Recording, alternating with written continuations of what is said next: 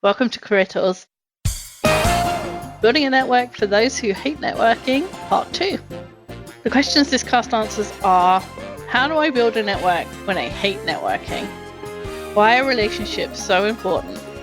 And how do I build relationships when it's not natural for me? If you've read the Effective Hiring Manager book, the new book by Mark, and you have questions like, exactly what questions should I ask for this role? Or how does that apply for that role? Then the Effective Hiring Manager Conference is coming to DC, along with the Effective Manager and the Effective Communicator, November 12th through 14th.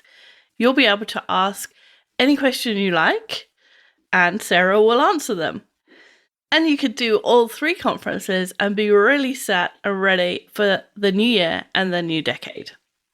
Go to our website and look for training to find out more. If you're going to a conference, take business cards and share them. Yes. If you want to connect on a personal level, so not on your business level, like scribble your cell phone number on the back and tell people, oh, my personal cell's on the back. You can do a whole bunch of them in your room the night before and have them with you. And business cards might seem archaic. They probably are archaic when you can just swap contact details on your phone, right? You can put 2 phones together and magically they know who the other person is. But there's something about the physical reminder of who you are. There's something about your handwriting on the back of it. Even if that person takes a picture of the card or scans the card later, there's something about that physical and mental image that helps them remember you. There's something I read that said that the more senses you engage when you're trying to remember something, the easier it is. So if you say it out loud, if you feel it, so feel a business card, you see the image on a business card, that you've got 4 out of 5 senses. 3 out of 4, 3 out of 5. See, I told you I can't math. Right. But you're using a multitude of senses, and that helps people remember you. So even though business cards seem archaic, they're actually really useful. And they're another way of like making a connection. Like, and you know how hard it is to tell someone your email address, to spell it out. It's like to spell it out. Exactly. Yeah. Now, relationship building at events like this doesn't stop, though, at other attendees. Building relationships with the people that organize the events, who probably have a lot of connections that you could utilize, is absolutely effective, something that we recommend you do. So for the organizer at the event, going up, thanking them for organizing it right after it's occurred. When we at Manager Tools go on site, which we do with many client groups, to deliver training to an organization, after the fact, the presenters, we send a thank you card to the sponsor, who may or may not have been in the room, but thanking them for trusting us, bringing in the guidance, some behavioral comments about how the group reacted. There was lots of smiling faces, for example, in the crowd. It was really good to see. And we write our thank you cards. If you've received one, you'll notice the bad handwriting, which will clue you into the fact that we're doing it in airports or we're doing it on airplanes on our way home, in an effort to mail them as soon as we get somewhere where we can find a post office. So I typically mail them as soon as I get back to my house, or when you get to the airport, after you've landed back at your home. Because in that case, the value isn't just in the personalized card, rather it's also in the speed.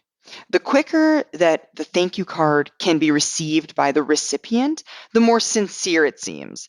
It's more of a, oh, they were occurring to me on the flight home, rather than it was just checking a box. Yeah, they wanted to talk to me so much they made the effort to do it on the flight home. Exactly, on the flight home. And if you're curious, yes, there is a podcast for that as well. Of writing thank you notes. Yeah. Go figure.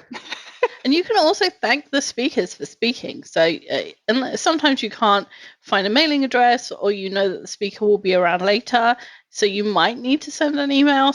A lot of the time, if people are speaking at conferences, they have their own website, and you can send them a mail there.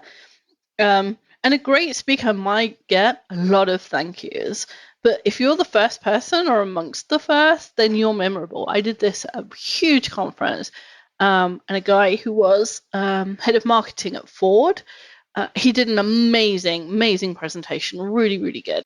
And he was the last one of the day. So I went up to change for dinner, and while I was upstairs, I quickly looked up his name and found an email address because he was the head of marketing for Ford. So his email address was available, and sent him an email, and he would have got it maybe half an hour after he walked off the stage. And so I sent him an email and said, I really enjoyed your session. I thought the way you presented X, Y, and Z was really good. Thank you. I appreciate your time and energy. And the funny thing was, he replied and said, I love manager tools. Oh, that's awesome. Yeah, which is funny when that happens. I was busy admiring him, and he was admiring us. But it did make me memorable. The next day, when he was hanging around, and I walked up to him and said, "Hi, I'm Wendy. We talked yesterday by email," and he remembered who I was. Exactly. And you should know, guys, if you think that these people don't need to be thanked because they're just doing their job and that's what we pay them to do, then you're wrong. One, just because somebody doesn't need something doesn't mean that you oughtn't give it. Yeah, didn't we just say that? You might not need help, but you can accept it. Exactly.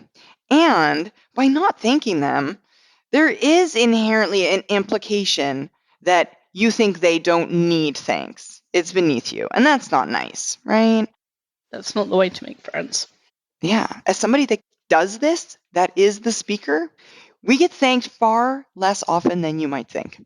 So don't hesitate thinking, oh, they're going to get a zillion emails. It's not even, I'm just going to blend into the pack. Chances are, you should know, there's not a pack. So it's worth it every time. And if you think that the person didn't do a great job as a speaker, you can still say thank you. Just because you didn't learn anything or you thought they weren't great doesn't mean that they shouldn't be thanked for the effort they put in, the time they put in, their willingness to be the person to stand up at the front. I think the second biggest fear, of all humans is public speaking, and like death is number 3. And I think heights is 1, but so many people hate public speaking, probably you, and just thank the person for being willing to be that person and put them up there and be judged. That deserves a thank you too. Mm-hmm. Absolutely. Okay, here we go. Rule number 3, use your strengths. Everybody has strengths, so you want to use them. That is, the more rational, logical, task-focused of us are not at a disadvantage when it comes to relationships. If we go back to the DISC model, the high I's are usually the individuals that are pointed out as great relationship builders. They're people persons. They build huge networks and that wasn't a real word. That would be something that I would do. Put 2 words together. Huge connections and networks. However, with all of those strengths in tow, high I's promise things that they at times don't deliver on. They tend to also forget important details, sometimes speak before they think of the words that they are saying. All of those things are actually destructive to a relationship. Now, those of you that we're talking to today, that is, the opposite of those weaknesses is true for the high C's. High C's don't miss meetings. They're very organized. They do what they say they're going to do, although sometimes it does take a bit longer to get it done. They do follow through on things they've committed to, and usually are super diplomatic in their communications with others. Now, these things are all strengths, all relationship builders. So really, it's about the fact that we all have strengths in relationships. We just want to leverage your own based on your profile. When you're attending an event, make a plan and set goals for who you want to meet or how many people you want to meet. That's something that the logical, rational people, the counting people, are better at. Research the event. Who is going to be there? that you might want to meet? What one person might unlock a lot of relationships for you? Or, what if you can meet that one person who's kind of the linchpin of a certain group that you want to get in with, like, you need to know that ahead of time so that you can make a beeline for that person. Yeah, exactly. Seek them out. Once you know the people's names, then research them. Go to LinkedIn, look at their personal websites. What's their latest accomplishment that you might want to praise them for? Or say, oh, I saw you did X. That's one of those things to talk about when you don't know what to talk about. What are they working on that you might asking them about? And then when you're there, take notes about who you meet and what's important to them. There's something else you're good at, taking notes and keeping them and having them available. If they mention their children, make a note of their names. If they mention they like really good coffee, make a note. These are the kind of interstitial moments and the information that you're looking for to build the relationship, right? If somebody you know really likes high-end fancy coffee, and for some reason you are somewhere where you can buy, I don't know, half a pound. I have no idea how much half a pound of coffee is, but you can buy a thing of coffee and send it to them. It's like $20, maybe 15. And you've done something nice for them and you've connected with them on something that they're interested in. Yeah. That's a huge thing. And as a logical, rational, organized person, you have written down their name, written down that they like coffee, written down their address. You know where to send it to. You'll put it in a package and ship it before it goes off. And, you have a huge bunch of advantages over a high I that would probably walk into the store and go, oh, there was that guy I met and he loves this coffee. I should buy him one. But they won't do it. And if they do, they won't ship it. So, right. Play to your strengths. Absolutely. Actually, in the book, Keith Ferrazzi recommends then taking that group of contacts and dividing it into 3 piles, the 1s, 2s, and 3s. So your 1s are those who you're actively involved with. So a friend or a business associate or someone that you're actively building a relationship with at the time. 2s then are the touch-based people. So touch-based people being individuals to contact on a quarterly basis, reaching out, keeping connected, but it's not an active thing at the moment. And then there are the 3s. 3s are the people that you don't know well, who, for whatever reason, time, circumstance, you're unable to devote a significant amount of energy or time to pinging them or keeping that connection fresh on a regular basis. So these individuals in group 3 are strictly acquaintances, people met in passing, who found their way into the address book, but are not in an active state of any sort. Hope to reach out to them someday, but maybe only about once a year. And I think that helps the logical, rational people, these high Cs, in 2 ways. First, the idea of categorizing your contacts. It sounds like a perfect rainy afternoon kind of job. Let's sit here and give all my and probably a high C would end up with 100, 1 to 100, and have 5.7 in there as well. But that's okay. You can categorize them how you like. The other thing I think is important here is you can have people that you don't have to be contacting all the time. He has a group of people that he calls acquaintances that are group 3. He knows who they are. He has them in his address book. He tries to talk to them once a year, but he doesn't have to. So I think that's one of the other things that scares people about relationships is that they think, oh, I have to have this really deep relationship with everybody. And that, as an introvert, feels like that's going to take a lot out of me. That's not true. You can have different levels of relationships, and probably 90% of the people will fall into group 3, and that's okay. Mm-hmm. So Ferrazzi is a high I. He's a personable, sociable, the kind of person who draws people to him, the kind of person who says the more the merrier and actually means it. So the the systematization, the categorization that he is doing is to help him with one of his weaknesses, which is forgetting to contact people and not being organized and wanting to do things but never getting around to it because there's too many more exciting things to do. So that's why he does it. But you can use systematization, which is something you're good at, to encourage yourself to reach out in the first place, right? If you set up a system, I think the podcast is called Command Shift K, Control Shift K. It used to be the Outlook shortcode for to make a task, make a repeating task in the future. And I think it's in our first Building a Network cast. But what you do is you put a contact into Outlook, I think Mark was describing, and then you set a repeat to reach out to that person on a regular basis, depending on what group you put them into. For some of us who don't really want to do that action, having it come up on our task list and there being just one for that day makes it doable. So that's another thing that you can use this systematization to make the task easy for you to do. Yeah, exactly. So if it's too cumbersome, you'll not do it. Are you looking for a way to bring your team or organization together before the end of the year and teach them how to work better with one another and have more fun?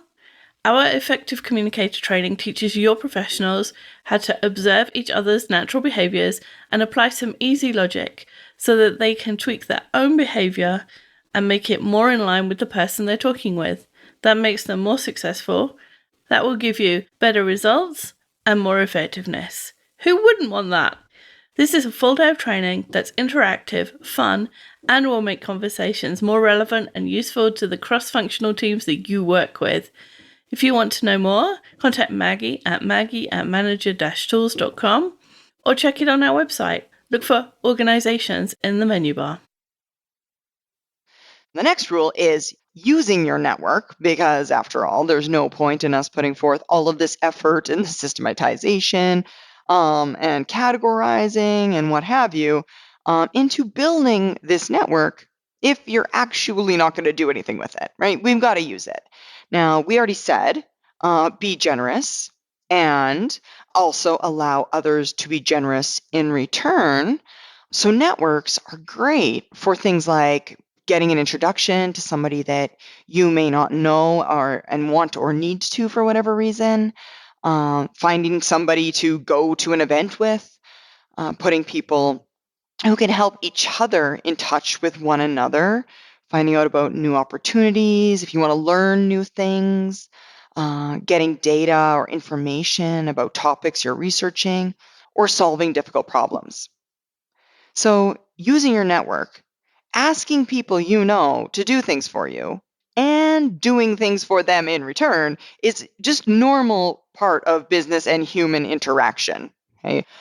Most of the things people ask you to do and which you ask them to do are completely small and ethical items, just tiny little things that human beings do for each other. Because you imagine in your head when you don't want to do this, and therefore you're finding reasons, right? So if I have a network and somebody is gonna ask me to do something, they're gonna ask me to sell $1 million house that they don't own, or they're gonna ask me to invest thousands of dollars in their investment program, which is actually a pyramid scheme, or right, they're gonna ask me to persuade all of my friends to vote for somebody on the council. All of that stuff happens and it makes the news. And it makes the news because it's newsworthy, not because it's common. like 0.1%. They're outliers. Yeah, maybe of the interactions between human beings are like this. The majority of the interactions are, will you buy some Girl Scout cookies for my cat? Right. Super small. Can you look at this page and give me your cut on? Will you proofread this for me, or will you tell me what you think of this before I send it to the boss? Or hey, I have $1 million house that I need to sell. I do own it. Let me know if you've got any friends who'd be interested. Right? This using your network path is not a slippery slope to Bernie Madoff. It's a gentle, undulating path to great relationships. I was just thinking of somebody I know who is she's doing a master's in social work, and one of the things she had to do was doing some role plays. And so she came over to my house a couple of times, told me what I had to do, and we sat in my dining room, and for 10 minutes I answered questions as if I was this person she needed in a role play. It didn't take me, it took 10 minutes. She's someone I like. I don't mind her being in my house. She was here for such a short time. I gave her some water. I didn't have to feed her. I didn't have to do anything. Yeah, exactly. It was the smallest thing. And yeah, without me, she couldn't do that exercise that she had to do for her course. So that's the kind of thing people will ask you to do. They're not going to ask you to buy their $1 million house. Promise. Right, exactly. Yeah. Trust them. All right. Now we are at rule number 5, practicing etiquette. Etiquette is a set of rules that governs individuals' behavior in society. Now, of course, etiquette is not enforceable by law. If you break them, your contacts feel less warm towards you. Now, if you know the rules of etiquette, though, and you follow them, then there will be fewer awkward moments, which all of us are looking to avoid, and your conversations and relationships will go that much smoother. And I put this next part in the podcast, and now I realize I cannot pronounce the person's name. So, in the 3rd millennium BC, some ancient person, I'm going to spell it for you so you can look it up. It's Ptahhotep. And he wrote the maxims of himself, his name. And these are precepts extolling the civil virtues, truthfulness, self-control, and kindness towards one's fellow beings.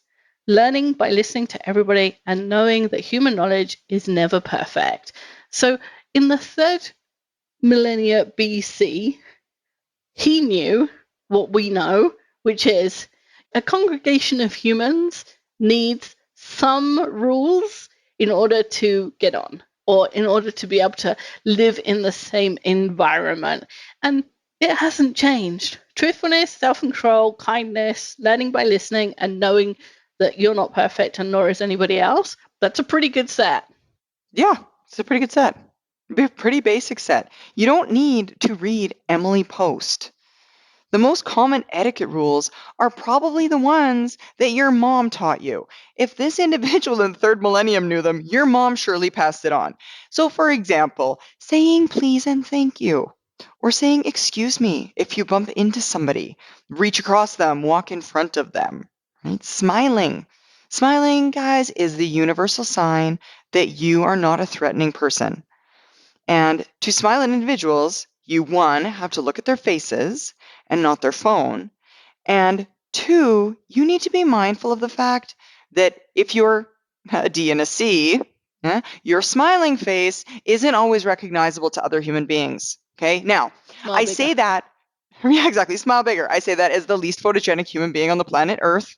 And I know what you're thinking, but you should know if an individual smiles at you and they perceive what you do in return as not being a smile, just like from an evolutionary standpoint, their brain thinks to themselves, I smiled at that person, and they fought evolution not to smile back at me.